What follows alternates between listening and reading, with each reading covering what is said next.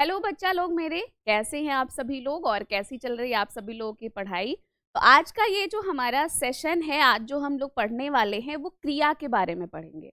हमने बहुत सारे टॉपिक को आपके साथ डिस्कस कर लिया है और मुझे नहीं लगता कि जितने टॉपिक अभी तक मैंने डिस्कस किए हैं उसमें कोई भी प्रॉब्लम होगी आपको। लेकिन फिर वही बात मैं कहूँगी, अगर कहीं पे भी कोई भी कंफ्यूजन होगा, कोई भी परेशानी होगी, चाहे वो टॉपिक को लेकर हो या टॉपिक से अलग ही सब्जेक्ट को लेकर भी कोई परेशानी होगी, तो आप सभी वो चीज़ मेरे से ज़रूर पूछ लीजिएगा। मैं कोशिश करूँगी कि भाई आपके जो भी डाउट्स रहें उसको मैं क्लियर कर सकूँ। तो चलिए फिर क्लास को स्टार्ट करते हैं और देखते हैं कि आज के इस सेशन में हम लोग क्या-क्या पढ़ने वाले हैं। तो सबसे पहले हम लोग क्या जानेंगे? क्रिया के बारे में, क्योंकि भाई हमारा टॉपिक ही क्रिया है, तो हम लोग क्रिया को जानेंगे। फिर उसके बाद जब हम क्रिया को पढ़ लेंगे, फिर हम लोग क्रिया के भेद को जानेंगे। फिर जब भेद को भी हम अच्छे से पढ़ लेंगे, उसके बाद हम लोग क्या करेंगे, कुछ प्रश्न करेंगे, ठीक है, ताकि हमें ये पता चले कि भाई ये जो टॉपिक हम लोगों ने पढ़ा है वो आपको समझ में आया या फिर नहीं आया है। ये चीज हमारा क्लियर हो जाएगा। और आप भी देखिए कितने प्रश्न आपके सही होते हैं ईमानदारी के साथ, ताकि इससे ये भी पता चलेगा ना आपको कि हाँ भाई ये टॉपिक हमें पूरी तरीके से समझ में आ गया, अब इससे रिलेटेड हमसे प्रश्न पूछा जाएगा तो हमारा प्रश्न गलत नहीं होगा, है कि नहीं। तो चलिए फिर देखिए, सबसे पहले अगर हम क्रिया की बात करते हैं तो क्रिया का मतलब क्या होता है? क्रिया का मतलब होता है कि आपको कोई शब्द दिया रहे और उस शब्द से आपको काम का होना या करना पाया जाए, वही हमारा क्रिया कहलाता है। सिंपल सी भाषा में हम बता रहे हैं ये। अब जैसे यहाँ पे दिया गया ना, जिस शब्द से किसी काम का करना या होना प्रकट होता है, हमारी हिंदी में उसे क्या कहते हैं? क्रिया कहते हैं। जैसे देखिए यहाँ पे एक शब्द दिया पढ़ना। अब पढ़ना से हमें कार्य होने का बोध हो रहा है कि नहीं हो रहा, कि भाई वो पढ़ने की बात किया जा रहा है, यानी कि पढ़ रहा, क्रिया है कि नहीं है। लिखना, हमें शब्द एक ही है लेकिन उस शब्द से हमें कार्य के बारे में पता चल रहा है कि नहीं, कार्य हो रहा है इस बारे में पता चल रहा है ना। खाना, आना, ये जो सारे शब्द आपको दिए गए हैं, इन सारे शब्दों से आपको कार्य के होने के बारे में या फिर कार्य के किए जाने के बारे में बोध हो रहा है कि नहीं हो रहा है। तो बस वही तो ये कह ही रहा है कि भाई कोई शब्द आपको दिया रहे और उस शब्द से आपको किसी काम का करना या होना पाया जाए, वही हमारी हिंदी में क्या कहलाता है? क्रिया कहलाता है। देखिए, क्रिया रूप लिंग वचन, मतलब क्रिया का जो रूप है वो लिंग वचन और पुरुष के अनुसार बदलता है। यानी कि क्रिया शब्द कैसा है, मैंने शब्द में ही पढ़ाया था। कभी भी आपसे पूछा जाए क्रिया विकारी है या फिर अविकारी है, तो क्रिया एक विकारी शब्द है, क्योंकि हम क्रिया को लिंग वचन और पुरुष के अनुसार क्या कर देते हैं? परिवर्तित कर सकते हैं। क्लियर हुआ ना। जैसे यहाँ पे देख रहे हैं ना, राम पढ़ता है। अब यहाँ पे देखिए राम क्या था? पुल्लिंग में था, तो यहाँ पे क्या है? पढ़ता है शब्द आया कि नहीं आया, यानी कि हमारी जो क्रिया है वो परिवर्तित हुई कि नहीं परिवर्तित हुई। राधा पढ़ती है, अब राधा यहाँ पे क्या है? स्त्रीलिंग में है, तो हमारी क्रिया परिवर्तित हुई कि नहीं परिवर्तित हुई ना। आपका वे पढ़ते हैं, यानी कि वे शब्द किस फॉर्म में है? बहुवचन के फॉर्म में है, तो ये हमारी क्रिया परिवर्तित हुई कि नहीं परिवर्तित हुई। तो क्रिया शब्द कैसा है बच्चे मेरे? क्रिया एक विकारी शब्द है, क्योंकि हम क्रिया में लिंग वचन और पुरुष के अनुसार परिवर्तन कर सकते हैं। Clear points? कोई भी कंफ्यूजन कहीं पे भी होगा, बेझिझक होके, क्योंकि आप यहाँ पे सीखने आए हैं और हम आपको सिखा रहे हैं। जब तक आप बताएंगे नहीं कि मैम ये चीज हमें नहीं समझ में आया है, तब तक हमें कैसे पता चलेगा कि आपको समझ में आ गया है कि नहीं आया है। तो आप जरूर बताइएगा कि हमको समझ में आया है या फिर हमको ये चीज नहीं समझ में आया, जो भी कुछ हो बच्चे मेरे। क्योंकि क्या है, पूरी तैयारी के साथ जाना है युद्ध के मैदान में, कहीं से कोई भी गलती नहीं करना है, क्योंकि ये आपका स्कोरिंग सब्जेक्ट होता है। पूरे पूरे नंबर दिलाएंगे आपको, और जो एक सपना देख रहे हैं ना, उस सपने को पूरा करवाने में इनका बहुत बड़ा योगदान होता है। चलिए आगे आइए देखते हैं। अगला देखिए, एक हम लोग पढ़ते हैं धातु। ठीक है, क्या है धातु? क्रिया के मूल रूप को धातु कहते हैं। मतलब प्रश्न बहुत इंपॉर्टेंट है, अक्सर पूछा जाता है कि जो क्रिया है उसके मूल को क्या कहते हैं। तो बच्चा मेरे याद रखिएगा, क्रिया के मूल रूप को क्या कहते हैं? धातु कहते हैं। यह रूप क्रिया के प्रायः सभी रूपों में पाया जाता है। देखो, जब धातु अपने मूल रूप में रहता है बेटा, जैसे क्रिया का जो मूल है वो धातु है, यानी कि धातु जब अपने मूल रूप में रहेगा तो वो धातु रहेगा, जो क्रिया रहेगा। लेकिन जब उसमें ना प्रत्यय जुड़ जाता है तो वही क्या बन जाता है, क्रिया बन जाता है। जैसे यहाँ पे आप देख रहे हैं ना, पढ़। पढ़ क्या है? अब यहाँ पे बच्चे मेरे, पढ़ एक धातु है, ठीक है, यहाँ पे पढ़ना लिखा हुआ है ना। अब देखिए, पढ़ क्या है? एक धातु है। अब इसी में अगर हमने ना प्रत्यय जोड़ा तो हमारी क्रिया क्या बन गया? पढ़ना बन गया। ठीक है। लिख, लिख क्या है? एक धातु है, ठीक है। लिख में जब हमने ना प्रत्यय जोड़ा तो हमारा क्या बन गया? लिखना बन गया। क्या हो गया? अब ये क्रिया हो गया। यानी कि इससे आपको क्या समझ में आया? इससे हमें ये समझ में आया कि क्रिया का जो मूल है वो धातु है। धातु कब बनेगा? जब उसमें ना प्रत्यय नहीं लगा रहेगा, और धातु में जब हम ना प्रत्यय का प्रयोग कर देते हैं तो वही धातु हमारा क्या बन जाता है? क्रिया बन जाता है। और क्रिया से जब हम ना प्रत्यय को हटा देते हैं तब वही क्रिया हमारी क्या बन जाती है बच्चे मेरे? धातु बन जाती है। क्लियर? चलो, बहुत बढ़िया, गुड। अगला देखिए, जब आपसे क्या पूछा जाएगा कि भाई कर्म के आधार पर जो हमारा क्रिया है उसके भेद कितने होते हैं, तो आपको दिया रहेगा 4 होते हैं, 5 होते हैं, 2 होते हैं, 10 होते हैं, 12 होते हैं, कुछ भी दिया रहे, बस एक विकल्प दिखाई देगा 2। ठीक, आपको तुरंत बता देना है कर्म के आधार पर क्रिया के 2 भेद होते हैं।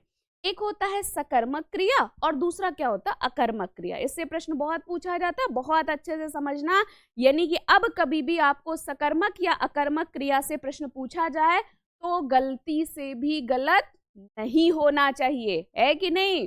अब देखिए, सकर्मक क्रिया में इतना याद रखना, अभी हम इसको डिटेल में पढ़ेंगे, बस यहाँ पे जानेंगे थोड़ा सा।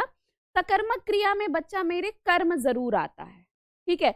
अकर्मक क्रिया में क्या होता है? कर्म नहीं आता है।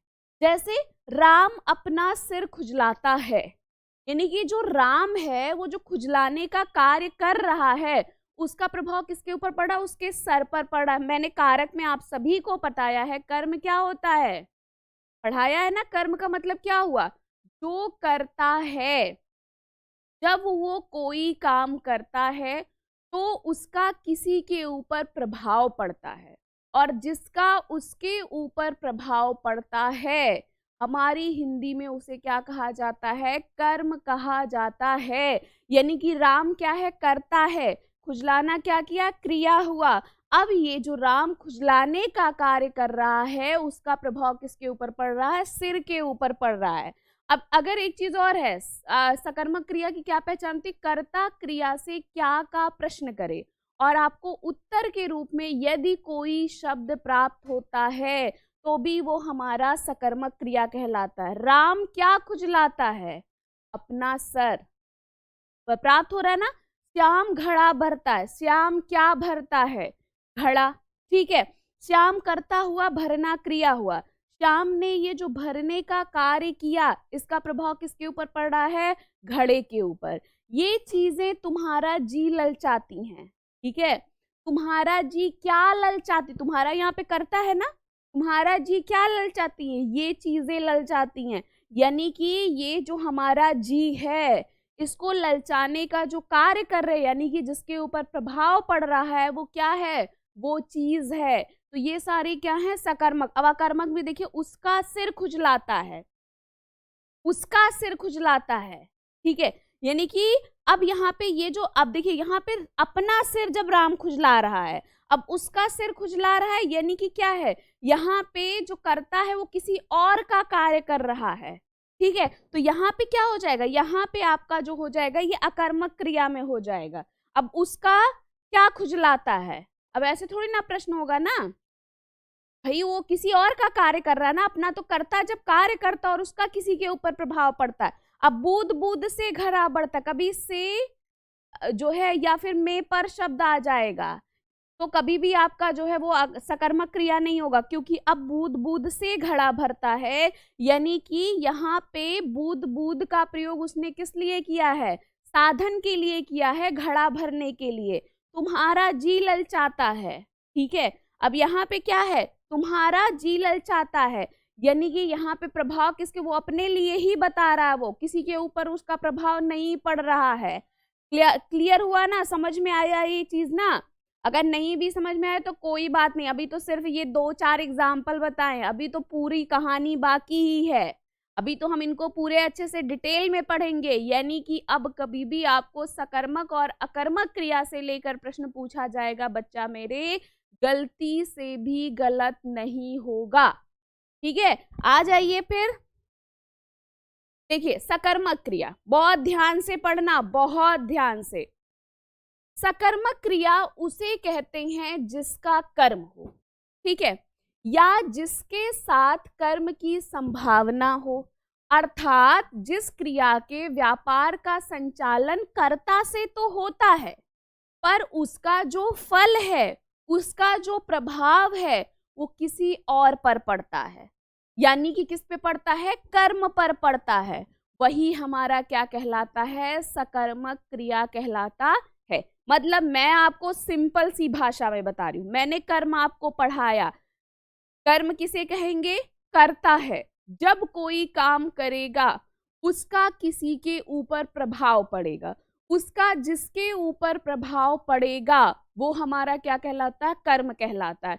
सकर्मक क्रिया कहता है कि भाई इसमें कर्म का होना जरूरी होता है, मतलब कर्ता कार्य तो करेगा लेकिन प्रभाव किसी और के ऊपर पड़ेगा, किसी और वस्तु पर पड़ेगा, किसी और चीज पर पड़ेगा, ठीक है। तो ऐसा अगर है तो वहां पे हमारी कौन सी क्रिया हो जाएगी, सकर्मक क्रिया हो जाएगी। इतना पॉइंट्स क्लियर हुआ, डन। सकर्मक क्रिया में एक बात याद रखिएगा, कभी भी में, पर या फिर से शब्द का प्रयोग नहीं किया जाता है, क्योंकि में पर किसकी सूचना देते हैं, आधार की सूचना देते हैं, ना कि कर्म की सूचना देते हैं। से शब्द किसकी सूचना देता है, साधन की सूचना देता है। मैंने सारी चीजें कारक में बताई है, कारक ध्यान से पढ़ना, इसीलिए कहते हैं हर एक एक टॉपिक दूसरे टॉपिक से रिलेट होके रहता है। इसलिए अगर एक टॉपिक आपका समझ में नहीं आए तो दूसरा टॉपिक समझने में बहुत मुश्किल हो जाएगा। यानी कि कभी भी सकर्मक क्रिया में ना तो बच्चे मेरे में पर शब्द आएगा, ना ही कभी से शब्द का प्रयोग किया जाता है, क्योंकि में पर जो है वो आधार की सूचना देते हैं और से शब्द जो है वो किसकी सूचना देते हैं, जो है साधन की सूचना देते हैं, ठीक है ना। करण में आता है, वो अधिकरण में आता है। अब जैसे देखिए, श्याम आम खाता है, ठीक है। अब यहाँ पे श्याम क्या है, कर्ता है, खाना क्या हुआ, क्रिया हुआ। ये जो श्याम खाने का कार्य कर रहे हैं उसका प्रभाव किसके ऊपर पड़ रहा, आम के ऊपर पड़ रहा है कि नहीं। और यदि कर्ता क्रिया से क्या का प्रश्न करता है और उसे कुछ उत्तर के रूप में प्राप्त, कर्ता क्रिया से क्या का प्रश्न करता है और उसे कुछ उत्तर के रूप में प्राप्त होता है, तो वहां पे भी हमारी कौन सी क्रिया हो जाएगी, सकर्मक क्रिया हो जाएगी। इस वाक्य में श्याम करता है, खाने के साथ उसका कृत रूप से क्या है, संबंध है, ठीक है। यानी कि क्या है, उसका जो है कर्ता का जो संबंध है वो खाने के साथ है ना, लेकिन प्रभाव किसके ऊपर पड़ा, आम के ऊपर। सीता पुस्तक पढ़ती है, सीता क्या पढ़ती है, उत्तर निकल कर आया पुस्तक, ठीक है।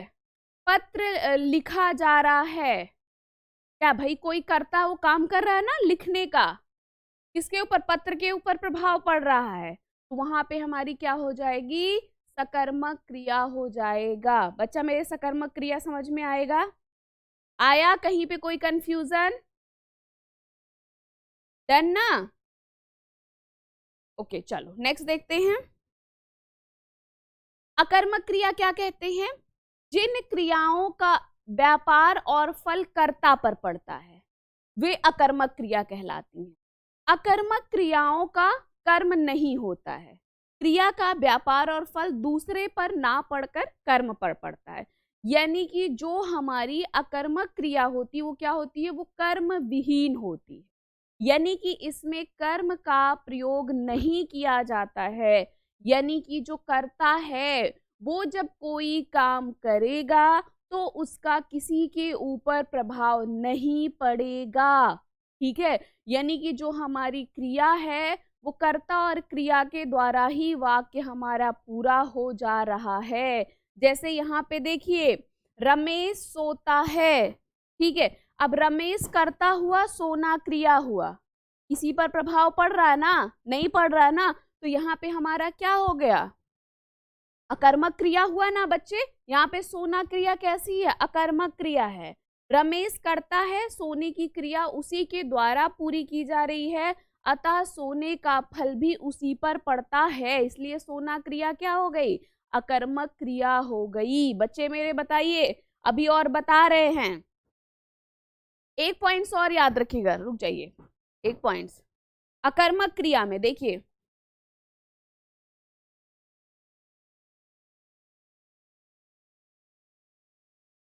कर्मक, अगर आपको क्या आता है, यदि वाक्य में, यदि वाक्य में क्या दिखाई दे? में, पर अथवा से शब्द, से शब्द शब्द आता है तो वह अकर्मक क्रिया होती। कर्मक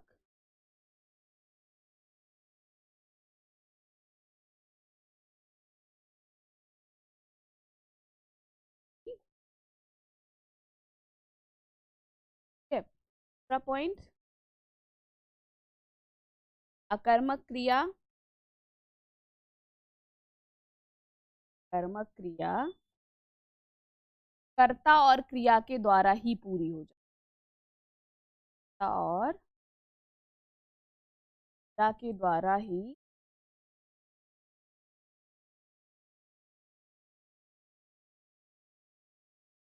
पूरी हो जाती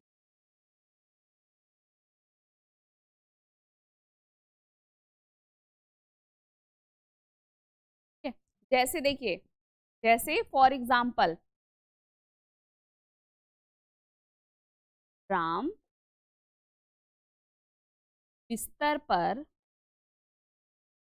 बिस्तर पर सोता है। अब ये वाक्य आपको लिख के दे दिया गया। ठीक है, देखिएगा, बहुत ध्यान से देखिएगा। राम जो है वो बिस्तर पर सोता है, ये बेटा वाक्य लिख के दिया।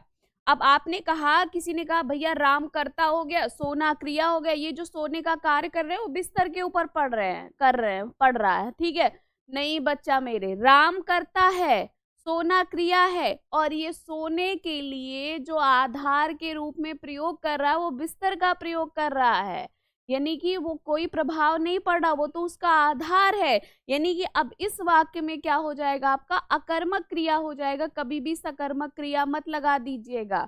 जैसे चिड़िया आकाश में उड़ती है, आकाश में उड़ती है।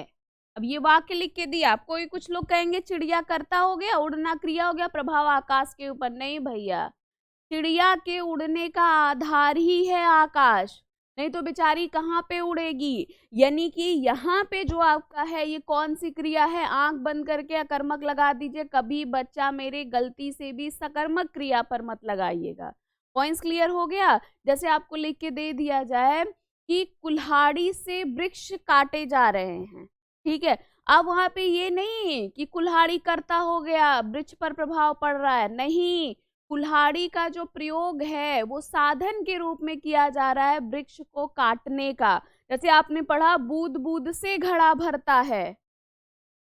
ठीक है, अब यानी कि अब वहां पे से शब्द का प्रयोग किया गया है, इसलिए वो कभी भी आपका सकर्मक क्रिया नहीं हो सकती है, वहां पे क्या हो जाएगा? अकर्मक क्रिया का प्रयोग होगा। यानी कि क्लियर हो गया सारे पॉइंट्स। क्या क्या समझ में आया? यदि वाक्य में पर या से शब्द दिखाई देगा, बच्चा मेरे आंख बंद करके आप उसको लगा दीजिएगा। वो अकर्मक क्रिया, कभी गलती से सकर्मक पे मत लगाइएगा। अकर्मक क्रिया कर्ता और क्रिया के द्वारा ही पूरा हो जाती हैं, कभी भी इसमें कर्म की आवश्यकता नहीं पड़ती है, यानी कि कभी भी किसी के ऊपर इसका प्रभाव नहीं पड़ता है। पॉइंट्स क्लियर हो गया ना? डन ना? बहुत अच्छे, आगे देखते हैं। अकर्मक सकर्मक क्रिया में परिवर्तन। यहाँ पे देखिए, क्रियाओं का अकर्मक या सकर्मक होना उनके मूल रूप पर उतना निर्भर नहीं करता जितना कि उनके प्रयोग पर निर्भर करता है। मतलब ये क्रिया आपका अकर्मक है या सकर्मक है, ये आपको उनके मूल रूप पर उतना नहीं निर्भर करेगा, उतना नहीं पता चलेगा जितना कि उनके प्रयोग पर आपको पता चलेगा। ठीक है, अकर्मक क्रियाएं सकर्मक रूप में भी प्रयुक्त हो जाती हैं। मतलब आपको आता है कि भाई अकर्मक क्रिया जो होंगी वो सकर्मक रूप में भी आपको दिखाएंगी, सकर्मक क्रिया कर्मक रूप पे भी आपको दिखाएंगी। अब यहाँ पे है सकर्मक अकर्मक रूप। जैसे पढ़ना, पढ़ना आपका सकर्मक रूप में कैसे प्रयोग किया जाएगा? पिंकू पुस्तक पढ़ रहा है। देखो ध्यान से, पढ़ना क्रिया है, ठीक है, सकर्मक रूप में इस क्रिया का कैसे परिवर्तन, कैसे आप पता चलेगा, कैसे होगा प्रयोग? पिंकू पुस्तक पढ़ता है।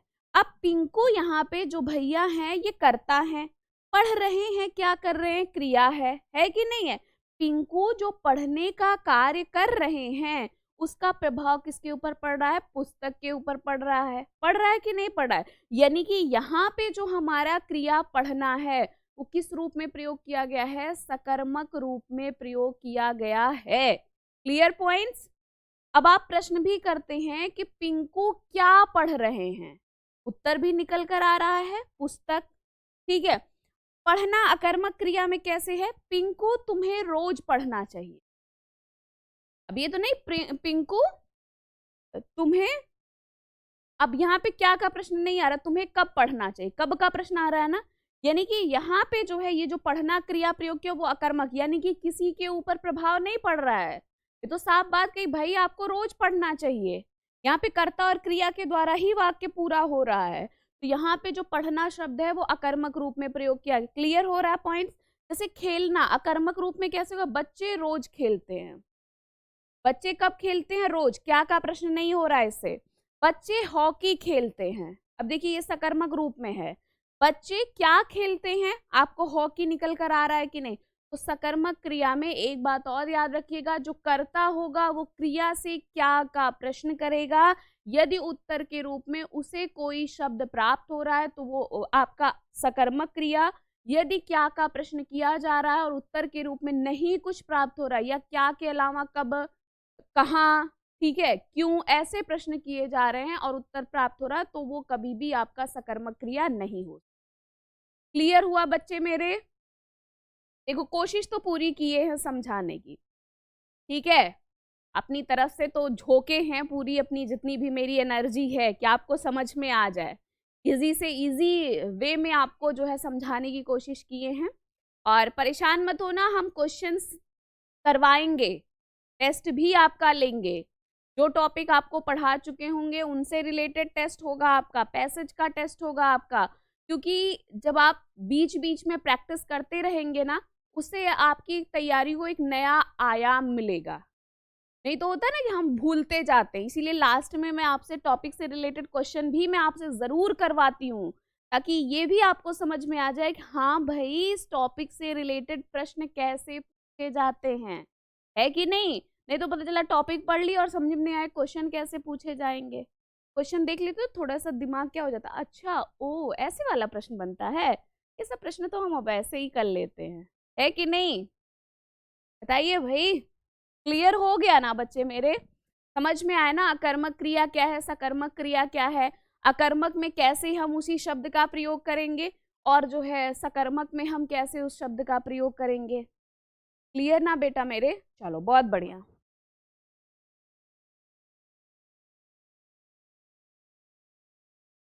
देखिए कुछ क्रियाएं एक कर्म वाली और दो कर्म वाली भी होती है। कुछ क्रियाएं एक कर्म वाली होती हैं, यानी कि उसमें एक कर्म आता है, और कुछ क्रियाओं में दो कर्म भी आ जाता है। सकर्मक क्रिया पढ़े थे ना, उसी में आता है। राम ने रोटी खाई, इस वाक्य में आपने क्या देखा, राम ने क्या खाई, आपको समझ में आया रोटी खाई, ठीक है। यानी कि यहाँ पे एक कर्म का प्रयोग किया गया, ये एक कर्मक है। अब मैं लड़के को वेद पढ़ाता हूं, अब यहाँ पे मैं करता हूं, पढ़ाना क्रिया है, आपका लड़के पर भी प्रभाव पड़ा और वेद पर भी पड़ रहा है, दो कर्म हो रहे हैं कि नहीं। मैं लड़के को क्या पढ़ाता हूं, उत्तर निकल कर आया वेद। मैं वेद किसको पढ़ाता हूं, लड़के को, ठीक है। यानी कि इसमें दो कर्म है कि नहीं कर्म है। तो यहाँ पे क्या शब्द जब आप प्रयोग करेंगे तो वो आपका मुख्य कर्म हो जाएगा, और जो आपका किसको शब्द का प्रयोग करेंगे तो वो हमारा गौड़ शब्द हो जाएगा, ठीक है। तो यहाँ पे लड़के और वेद, जैसे मैं नहीं, राधा श्याम को बांसुरी देती है, राधा श्याम को क्या देती है, बांसुरी, ठीक है। राधा किसको बांसुरी देती है, श्याम को देती है। तो वहां पे भी दो कर्म है ना, तो सिंपल सी भाषा द्विकर्मक कब होगा।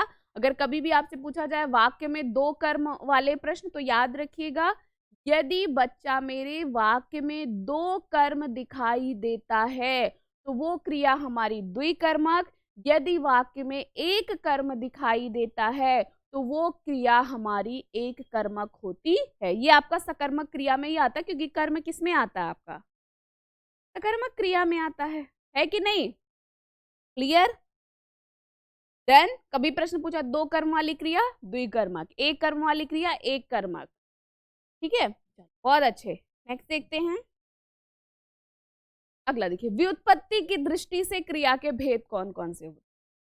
संयुक्त क्रिया, नाम धातु, प्रेरणार्थक, पूर्वकालिक, बहुत सारे भेद होते हैं, लेकिन हम जो इम्पोर्टेंट है आपके लिए वो हम आपको बता रहे हैं, ठीक है। इतना मतलब आपको पढ़ना जरूरी है, नहीं तो इनके ना व्युत्पत्ति की दृष्टि से बहुत भेद होते हैं। मतलब पढ़ते रहिए, सामान्य क्रिया, तत्कालिक, ठीक है, और अरे बहुत सारे, तो इतना हम लोग जो है डिस्कस करेंगे क्योंकि ये बच्चा आपके लिए जरूरी है। चलिए पहले सबसे पहले देखते हैं संयुक्त क्रिया। संयुक्त क्रिया कहते हैं जो क्रिया दो या दो से अधिक धातुओं के मेल से बनती है उसे संयुक्त क्रिया, मतलब सिंपल सी भाषा में हम आपको बताएं कि जिस वाक्य में आपको दो क्रिया, यानी कि क्या होता है, कभी कभी एक क्रिया जो अकेले होता है वो आके पूरा पूरा अर्थ नहीं दे पाता, तो हमें उस अर्थ को पूरा करने के लिए एक और क्रिया को जोड़ना पड़ता। तो जो क्रिया दो या दो से अधिक धातुओं मिलकर बनी होती है वही हमारी संयुक्त क्रिया कहलाती है। जैसे यहाँ पे देखिए ना, लिखा है श्याम रो, अब रोना क्रिया है कि नहीं है, धातु है ना जोड़ेंगे तो क्रिया बन जाएगा चुका। लेकिन ये रो शब्द हमें पूरा पूरा, अगर हम श्याम रो शब्द लिखते तो क्या बच्चे पूरा पूरा अर्थ देता, नहीं देता ना। हमें इसके साथ एक और क्रिया जोड़ना पड़ा, चुका, यानी कि एक क्रिया है रोना, दूसरा क्रिया है चुकना, है ना, दो क्रिया, दो मूल रूप में है ना अपने धातु।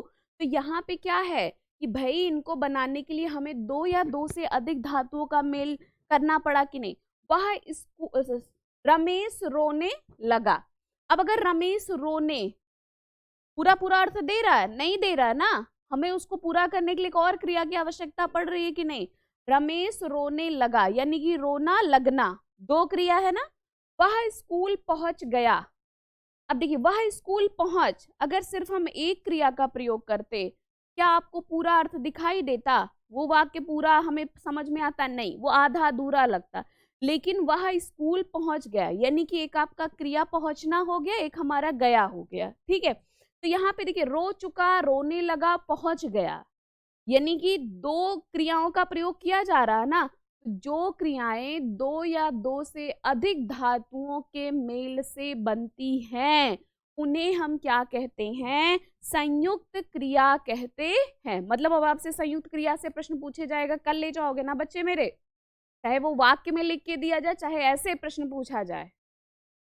ना देखो कितना इजी सा है, तुम लोग ऐसे ही परेशान हो जाते हो, हिंदी बहुत कठिन है, हिंदी कुछ कठिन नहीं है, हिंदी बहुत अच्छा सब्जेक्ट है, पूरा पूरा नंबर दिलाएगा आपको। अगर आपको आ रहा है तो कम से कम फैक्ट है वो, हाँ ये प्रश्न हमको आ रहा है, ये प्रश्न हमारा सही है, इस प्रश्न में हम 5 नंबर ले जाएंगे, है कि नहीं।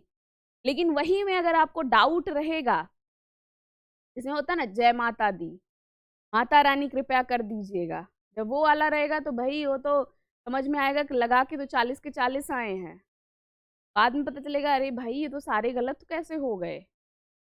वो वाला नहीं, कम से कम फैक्ट है। और जो सब्जेक्ट आपको, ये जरूरी नहीं है जैसे फ्लो में मत कि हम अंग्रेजी ले लिए हम हिंदी, नहीं बेटा, जो सब्जेक्ट आपका अच्छा है, इसमें लगता है कि हाँ ये सब्जेक्ट हमारे लिए अच्छा है, हम हिंदी पढ़ सकते हैं, हम अंग्रेजी पढ़ सकते हैं, जो आप पढ़ सकते हैं वही आप लीजिएगा, ठीक है। क्योंकि ये बेटा जो ये है ना भाषा, वो आपका स्कोर करवाएगा बहुत बढ़िया। डूब भी जाओगे और उबर भी जाओ, डूबना थोड़ी ना है। ऐसे भी इतने समझदार बच्चे हो मेरे, और इतने मेहनती हैं आप सभी लोग ना, मन करता है मेहनत करने। बोले है ना कि हम क्या करेंगे, हम आपको रास्ता बता देंगे, हम आपके लिए वो दरवाजे खोल देंगे, लेकिन उस रास्ते पे चलना, उस दरवाजे के आगे बढ़ने का काम तो आपका ही होगा ना। बाकी थोड़ी मेहनत करोगे, हम आपके लिए पूरा जी जान झोंक देंगे। क्योंकि जिस दिन आप सेलेक्ट हो जाओगे, जिस दिन आप अपना सपना पूरा कर लेंगे ना, उतनी खुशी आपको नहीं होती है जितनी खुशी एक शिक्षक को होती है जब वो सुनता है कि मैम मेरा ये सिलेक्शन हो, मैम ये मेरा रिजल्ट है। मतलब ऐसा लगता है ना कि बस यही तो हमें चाहिए था। उससे बड़ी खुशी उसकी लाइफ में कुछ भी नहीं होता है। कहता है ना शिक्षक वहीं पे वहीं रह जाता है, और वो क्या करते हैं, लोगों को, बच्चों को अपने मंजिल तक पहुंचा देते हैं, वही वाला हाल होता है कि नहीं है। बिना शिक्षक के कुछ भी संभव नहीं। आज मैं हूँ तो बस अपने शिक्षक की बदौलत हूँ। आज मैं इतने अच्छे से बता पा रही हूँ, इतने अच्छे से बता पा रही हूँ। और जो हम मेहनत करते हैं ना वो कहीं जाता नहीं। एक बात और याद रखें, तो आप मेहनत, कभी ऐसा हो ना कि भाई जब हम हारने लगते हैं कि अरे नहीं हो रहा, नहीं हो रहा है, कभी वो कहीं नहीं जाता। जो आप मेहनत कर रहे रहेंगे, आज करेंगे, कल वो आपको कहीं ना कहीं रिजल्ट दे।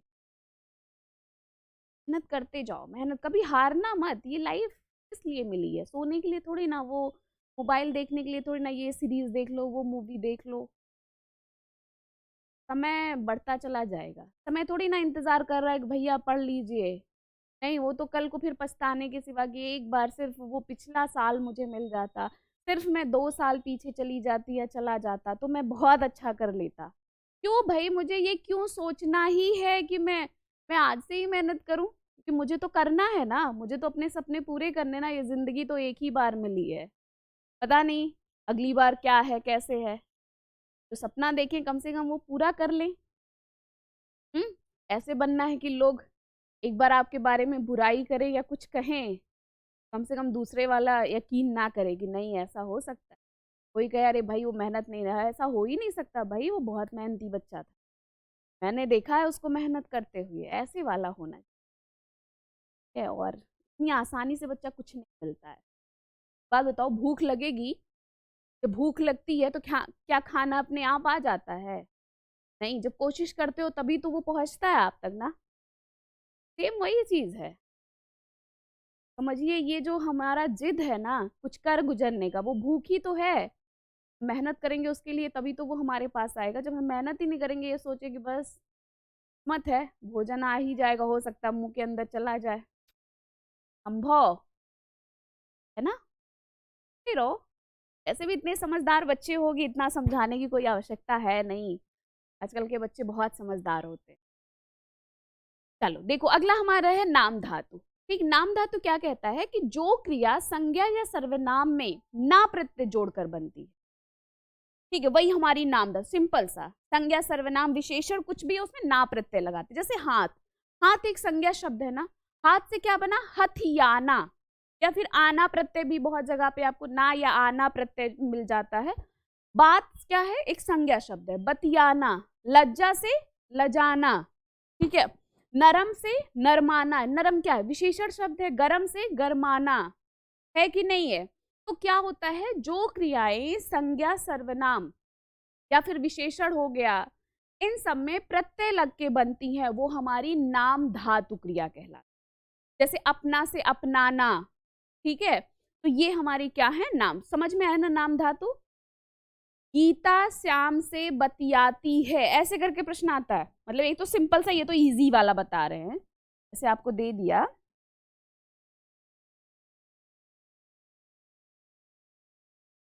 गीता, या तो ऐसे सिंपल दे के पूछेगा, श्याम से बतियाती है।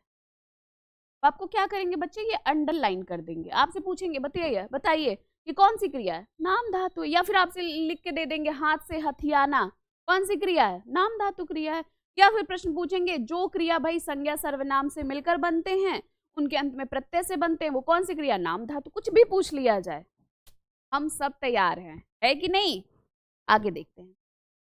प्रेरार्थक, प्रेरार्थक क्रिया क्या कहता है कि भाई हम ना, ये क्रिया कहता है भाई हम आलसी हैं, हम स्वयं कार्य नहीं करेंगे, बल्कि हम किसी और को प्रेरणा देंगे वो कार्य करने के लिए। जैसे होता नहीं, कभी कभी अब ठंडक का मौसम है, रजाई से निकलने का मन नहीं करता ना, हम प्रेरित करते हैं, देखें कौन पानी ला पाता है हमारे लिए। मतलब वहां पे आप कार्य नहीं कर रहे हो, वहां पे आप प्रेरणा दे रहे हो, देखें कौन चाय बना सकता है हमारे लिए। तो बस वही प्रेरणार्थक क्रिया है, जिस क्रिया में ये जान पड़ता है कि कर्ता स्वयं कार्य ना करके किसी दूसरे को उस कार्य को करने के लिए प्रेरित करता है। यानी कि कर्ता जो है वो क्या है, वो आलसी है, कहता है भैया बहुत ठंडक हो रही है, रजाई के अंदर ही रहना है, हम नहीं करेंगे, वो किसी और को प्रेरित करेगा, देखते हैं कौन कर लेता है। तो वो हमारी क्या कहलाती है, प्रेरणार्थक। जैसे मालिक नौकर से काम करवाता, अब देखिए यहाँ पे मालिक करता है लेकिन वो स्वयं कार्य नहीं कर रहा है, बल्कि क्या कर रहे हैं, नौकर से काम करवा रहे हैं। रमेश सुरेश से पत्र पढ़वाया, यानी यहाँ पे रमेश जो है वो स्वयं कार्य नहीं कर रहा, बल्कि वो किससे, सुरेश से कार्य को करवा रहा है। गीता सीता से लिखवाती है, यानी कि गीता स्वयं कार्य नहीं कर रही, वो सीता से कार्य करवा रही है। तो जिस क्रिया में ये जान पड़ता है, या जिस क्रिया से हमें ये पता चलता है कि कर्ता स्वयं कार्य ना करके किसी अन्य को कार्य करने की प्रेरणा देता है या किसी अन्य से कार्य करवाता है, हमारी हिंदी में उसे क्या कहते हैं, प्रेरणार्थक क्रिया के नाम से जानते हैं। ठीक है, अगला नेक्स्ट देखते हैं। पूर्वकालिक क्रिया बहुत इजी सा है। जब कर्ता एक क्रिया के समाप्त कर उसी क्षण दूसरी क्रिया में प्रवृत्त होता है, मतलब एक क्रिया समाप्त हो रही तुरंत बाद दूसरी क्रिया उसके बाद जो है शुरू हो रही है, तो उसकी जो पहली क्रिया होती है वही पूर्वकालिक कहलाती है। और इसकी सबसे खास पहचान होती है ना, इसमें कर शब्द आपको जरूर दिखाई देता। अगर वाक्य में कर शब्द दिखाई दे रहा है तो ये समझ जाइएगा वो पूर्वकालिक जो है आपका क्रिया। जैसे उसने पूजा कर भोजन किया, ठीक है, यानी कि भोजन किया ये दूसरी क्रिया है, पूजा किया ये पहली क्रिया, तो इसकी जो ये पहली क्रिया है ना यही पूर्वकालिक है। अब इसमें आपको कर शब्द दिखाई दे रहा है कि नहीं दिखाई दे रहा है, ठीक है। जैसे वह बच्चा नहाकर सो गया, यानी कि कर शब्द दिखाई दे रहा, वो पूर्वकालिक। मैं उठकर पढ़ी, यानी कि क्या हुआ, कर शब्द दिखाई दे रहा है, पूर्वकालिक। तो पूर्वकालिक की क्या पहचान होती है बेटा, पूर्वकालिक में आपको कर शब्द दिखाई देता है। जब एक क्रिया के समाप्त होने के बाद दूसरी क्रिया शुरू होती है तो उस क्रिया की जो पहली क्रिया होती है उसे क्या कहा जाता है, पूर्वकालिक क्रिया कहा जाता है। क्लियर ना, डन, चलो बहुत अच्छे। तो अभी हमने जो है टॉपिक पढ़ा, अब हम लोग इस टॉपिक से रिलेटेड कुछ प्रश्न करेंगे, तो मुझे ये पता चले कि भाई ये जो टॉपिक अभी मैंने इतना समझाया है वो आपको समझ में आया या फिर नहीं समझ में आया, ये चीज हमें पता चलेगा। ठीक है, तो देखिए सबसे पहला प्रश्न एकदम फटाफट, और देखिए कितने प्रश्न आपके सही हो रहे हैं। सबसे पहला प्रश्न पूछा है, निम्न में से विकारी शब्द कौन सा है, क्रिया, क्रिया विशेषण, निपात या फिर समुच्चय बोधक शब्द। स्टार्टिंग में ही बताया है, आ ही रहा है। यस, क्या पूछा है, निम्न में से विकारी शब्द कौन सा है, क्रिया है आपका, क्रिया विशेषण है, निपात है या फिर समुच्चय बोधक शब्द है, क्या है। यस, विकारी शब्द क्या है आपका, क्रिया। विकारी शब्द अभी बताए थे, शब्द में भी आपको बताए हैं, जिसमें हम लिंग वचन कारक पुरुष कोई ऐसा है उसके आधार पर हम परिवर्तन कर सकते हैं, वो हमारे विकारी, और जिसमें हम लिंग वचन कारक के आधार पर परिवर्तन नहीं कर सकते हैं वो हमारे अविकारी शब्द। अविकारी में आपके अव्यय आते हैं, अव्यय के जितने भेद हैं वो सारे जैसे क्रिया विशेषण, निपात, समुच्चय बोधक, संबंध बोधक, विषमादि बोधक, ये जो सारे आएंगे ये सारे अविकारी शब्द। लेकिन आपका संज्ञा हो गया, सर्वनाम हो गया, क्रिया हो गया, विशेषण हो गया, ये सारे किसमें चले जाएंगे बेटा? विकारी शब्द में। क्लियर? बहुत अच्छे। अगला नेक्स्ट क्वेश्चन, निम्न में से अकर्मक क्रिया का उदाहरण क्या है? बनाना, तैरना, धोना या फिर लेना।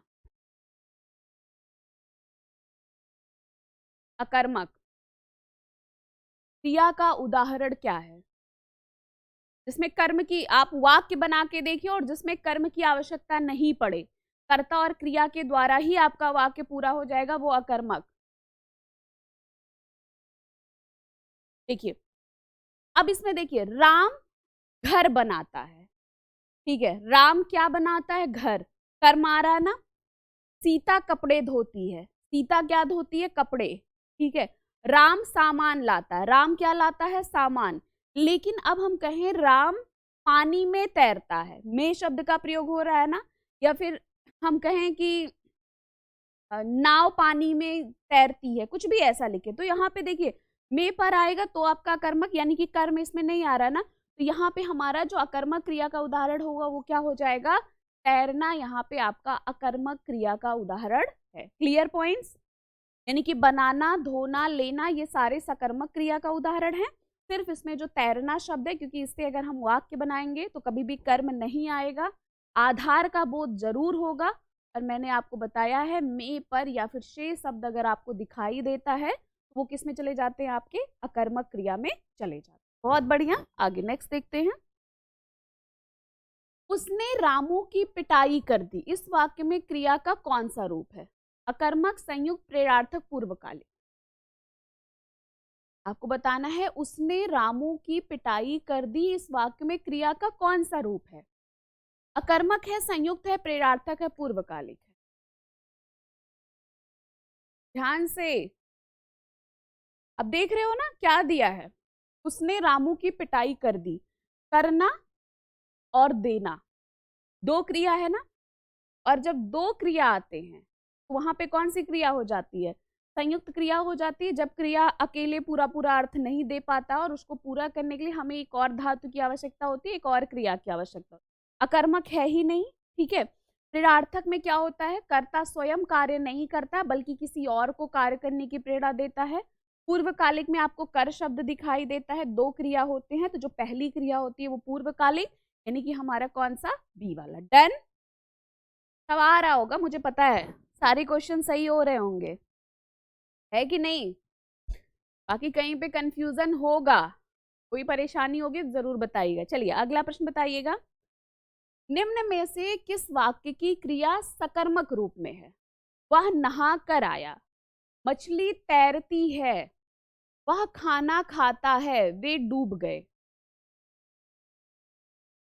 आपको बताना है सकर्मक क्रिया, क्रिया में क्या होगा?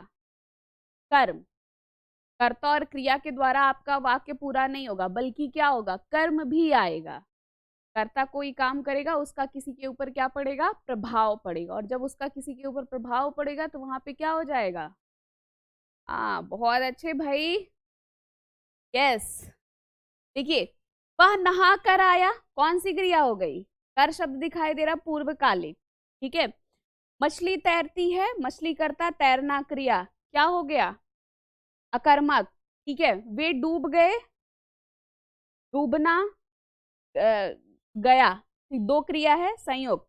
वह खाना खाता, वह करता हुआ, खाता एक क्रिया है, प्रभाव किसके ऊपर पड़ रहा है? खाने के ऊपर, यानी कि वह क्या खाता है? उत्तर निकल कर आ रहा है खाना, यानी कि यहाँ पे क्या हो जाएगा? सकर्मक क्रिया। बहुत अच्छे। चलिए नेक्स्ट देखते हैं,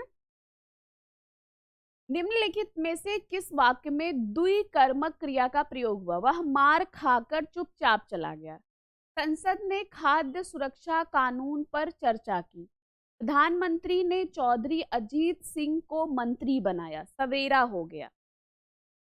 किस वाक्य में द्विकर्मक? बता चुके हैं, पढ़ा चुके हैं, ध्यान से देखिए और बताइए। द्विकर्मक पता है ना? यस, जिसमें दो कर्म होता है। कौन से वाक्य में दो कर्म दिखाई दे रहा है? बहुत अच्छे, बहुत बढ़िया। सी वाले में देखिए प्रधानमंत्री कर्ता हो गए, ठीक है। प्रधानमंत्री ने चौधरी अजीत सिंह को क्या बनाया? मंत्री। प्रधानमंत्री ने मंत्री किसको बनाया? चौधरी अजीत सिंह को। दो कर्म आ रहे हैं कि नहीं आ रहे हैं? तो जब वाक्य में दो कर्म दिखाई देते हैं हमारी हिंदी में उसे द्विकर्मक कहा जाता है, और यदि वाक्य में एक कर्म दिखाई देते हैं तो उसे क्या कहा जाता है? एक कर्मक क्रिया कहा जाता। क्लियर ना? तो हमारा जो थर्ड वाला विकल्प है वो राइट आंसर। डन बेटा। और पूछ लेता मार खाकर चुपचाप चला गया तो क्या बताते? यस, पूर्वकालिक। चलो बहुत बढ़िया, आगे नेक्स्ट देखते हैं। अकर्मक क्रिया है खाना, उठना, पीना, लिखना। आपको बताना है।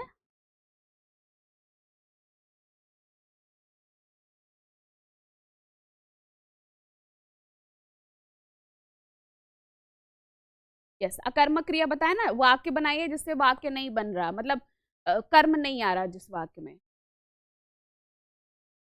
बहुत अच्छे।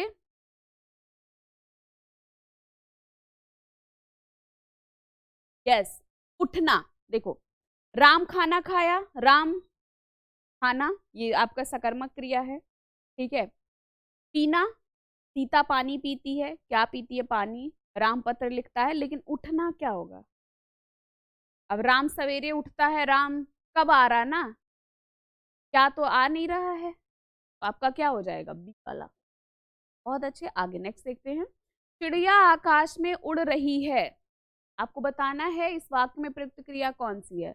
अकर्मक है, सकर्मक है, समापिका है, असमापिका। जो चिड़िया है वो आकाश में उड़ रही है, गलत नहीं होना चाहिए।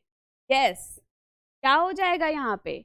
अकर्मक होगा कि नहीं होगा? यदि वाक्य में पर या फिर से शब्द दिखाई देता है वो क्रिया हमारी क्या हो जाती है? अकर्मक क्रिया दिखाई हो जाती है, क्योंकि से शब्द से हमें साधन का बोध होता है, में पर से हमें आधार की सूचना होती है, और हमारी सकर्मक क्रिया कहती है कि भाई हमें कर्म का लाना जरूरी है। चलो, और बहुत बढ़िया, आगे नेक्स्ट क्वेश्चन।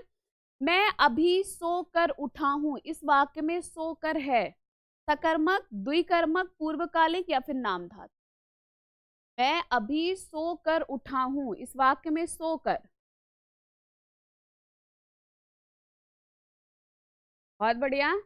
यस, देखो यहाँ पे सोकर कर शब्द दिखाई दे रहा है ना, और कर शब्द अगर आपको दिखाई देगा तो हमारा पूर्वकाल। ठीक है, बहुत अच्छे। नेक्स्ट, कर्म की दृष्टि से क्रिया के कितने भेद? 2, 3, 4, 5। कर्म की दृष्टि से जो हमारा क्रिया है उसके भेद कितने? 2 होते हैं, 3 होते हैं, 4 होते हैं, या फिर 5 होते हैं?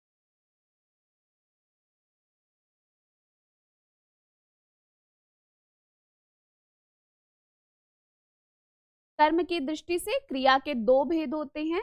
एक क्रिया हमारी हो गई सकर्मक और दूसरी क्या हो गई? अकर्मक हो। अगला है हमारा, निम्नलिखित में से क्रियाओं में से कौन सी क्रिया अनुकरणात्मक नहीं है? यानी कि जब क्रिया ध्वनि का अनुकरण करके बनती है तब उसे हम लोग अनुकरणात्मक क्रिया कहते हैं। आप सभी से पूछा गया है कि कौन सी इसमें क्रिया है जो अनुकरणात्मक नहीं है? फड़फड़ाना, मिमियाना, झुटलाना, हिनहिनाना। ध्वनि का अनुकरण करके बनने वाली क्रिया अनुकरणात्मक। कौन सी यहाँ पे क्रिया दी है जो ध्वनि का अनुकरण करके नहीं बनी है? यस, देखिए झुटलाना, फड़फड़ाना भी ध्वनि का अनुकरण करके बनी है, मिमियाना भी, हिनहिनाना भी, ठीक है। तो ये सारे ध्वनि, लेकिन हमारा झुटलाना तो नहीं बना ना ध्वनि का अनुकरण करके, तो यहाँ पे हमारा जो सी वाला विकल्प है वो राइट आंसर। बहुत बढ़िया, आगे नेक्स्ट देखते हैं। काम का होना बताने वाले शब्द को क्या कहा जाता है? संज्ञा, सर्वनाम, क्रिया या फिर क्रिया विशेष? जिस शब्द से काम का होना या करना पाया जाता है उसे क्या कहते हैं? संज्ञा कहते हैं, सर्वनाम कहते हैं, क्रिया कहते हैं, या फिर क्रिया विशेष? बहुत अच्छे, उसे क्या कहते हैं? क्रिया। और कभी भी आपसे पूछा जाए क्रिया की विशेषता बताने वाले शब्द को क्या विशेषण? क्रिया कैसा है, विकारी है या अविकारी, तो विकारी। और क्रिया विशेषण अगर पूछा जाता है कैसा है, विकारी है या अविकारी, तो वो अविकारी हो जाता है। चलिए अगला, वह जाता है, वाक्य में क्रिया कैसी है? अकर्मक, सकर्मक, प्रेरणार्थक, द्विकर्मक। वह जाता है, वाक्य में जो क्रिया है वो कैसी है? अकर्मक है, सकर्मक है, प्रेरणार्थक है, द्विकर्मक। बहुत अच्छे। अब देखिए, वह कर्ता हो गया, जाता है क्रिया हो गया, कर्ता और क्रिया के द्वारा ही वाक्य पूरा हो जा रहा है कि नहीं? कहीं पे कर्म की आवश्यकता पड़ रही है? नहीं पड़ रही है ना। जब वाक्य कर्ता और क्रिया के द्वारा ही पूरा हो जाता है तो उसे हम क्या कहते हैं? अकर्मक क्रिया कहते हैं। जब कर्म की आवश्यकता होगी तो कर्मक। राम पुस्तक पढ़ता है, वाक्य में क्रिया है, अकर्मक, सकर्मक, द्विकर्मक या फिर प्रेरणार्थक?